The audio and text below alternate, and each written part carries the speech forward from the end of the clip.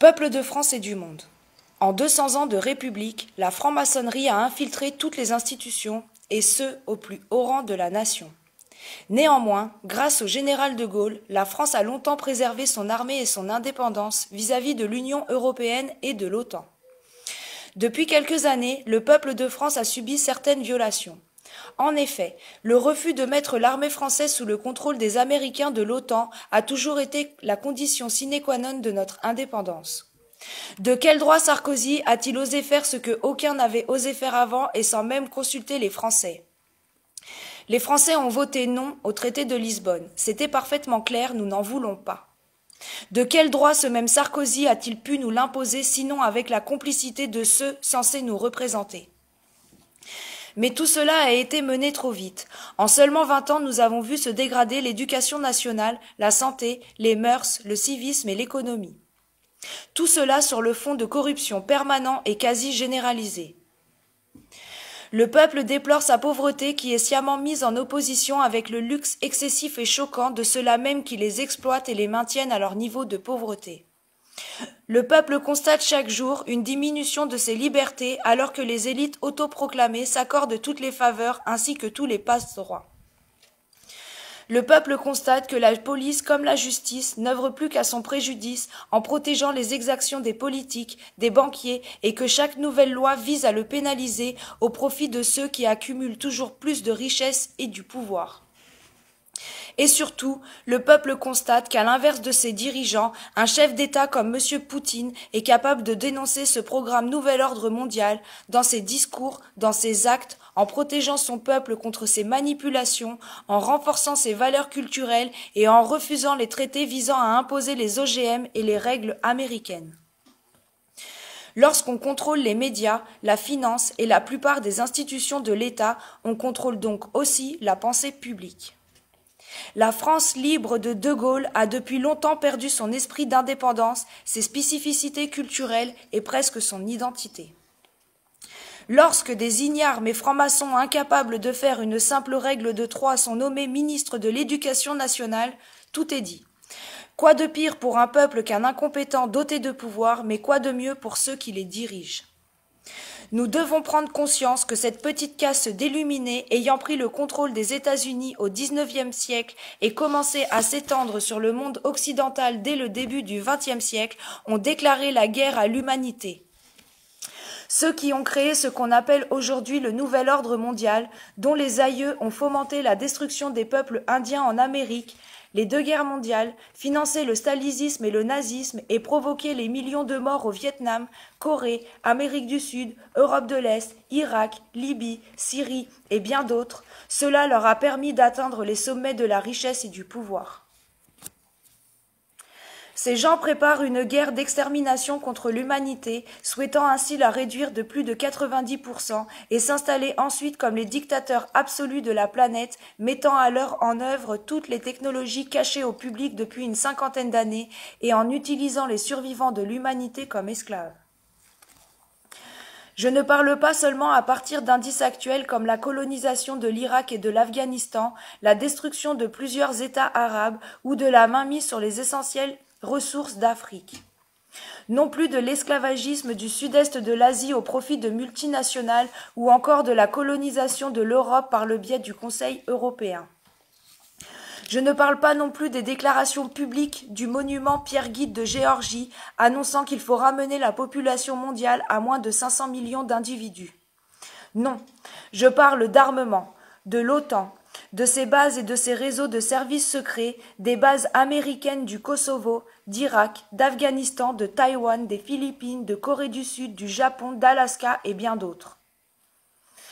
La Chine et la Russie sont encerclées petit à petit de bases militaires de l'OTAN établies sournoisement sous le pseudo-contrôle de l'ONU lors des conflits armés instigés et manipulés par ceux-ci.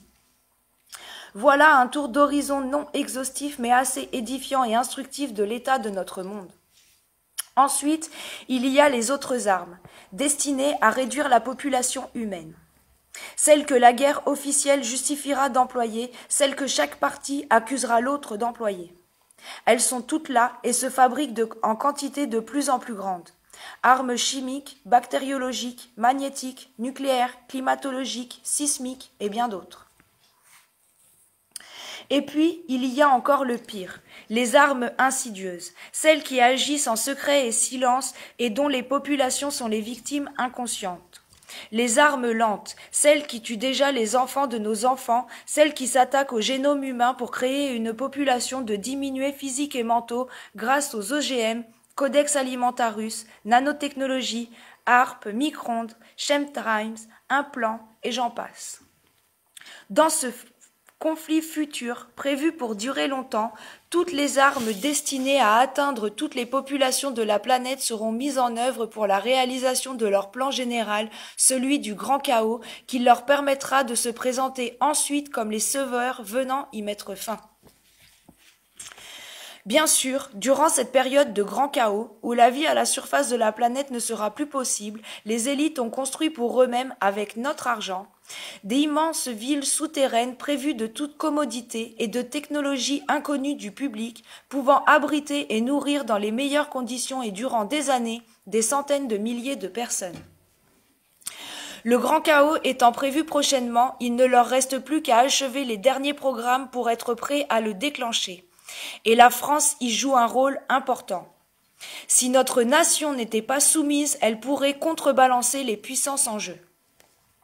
En effet, le TAFTA, marché transatlantique, est vital pour les élites car il leur permettra de contrôler toute l'économie française, lui faisant perdre son rôle majeur actuel et de retarder encore l'effondrement du dollar. Il leur est également nécessaire de démanteler la France en tant que nation. Car une nation, c'est un peuple uni par des liens culturels, des valeurs morales et éthiques, et c'est donc un peuple capable de se révolter. Il ne leur manque plus que l'accord des peuples pour établir une dictature totale, et cet accord viendra naturellement après que le grand chaos aura sévi quelque temps. Ce qui pourrait briser leur élan, mettre à bas leur plan, ce serait que les peuples s'éveillent et réagissent par un concept opposé à la dictature. Car toute leur structure est fragile. Elle repose sur à peine quelques milliers de familles unies par la même croyance mystique, étant parvenues à corrompre tous les gouvernements grâce à la République. Or, le premier peuple qui abolirait la République ferait perdre tout pouvoir aux sociétés occultes et donc aussi à leur contrôle sur les institutions du pays. Alors la dette nationale serait déclarée illégale car résultant d'une escroquerie avec la complicité des politiciens et tout leur système s'effondrerait comme un château de cartes.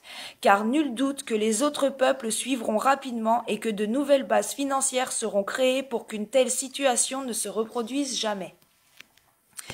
Vous faut-il d'autres preuves que nos dirigeants agissent en fonction d'intérêts qui ne sont pas les nôtres ou que la République n'est qu'un outil exclusif de sectes internationales servant leur seul profit?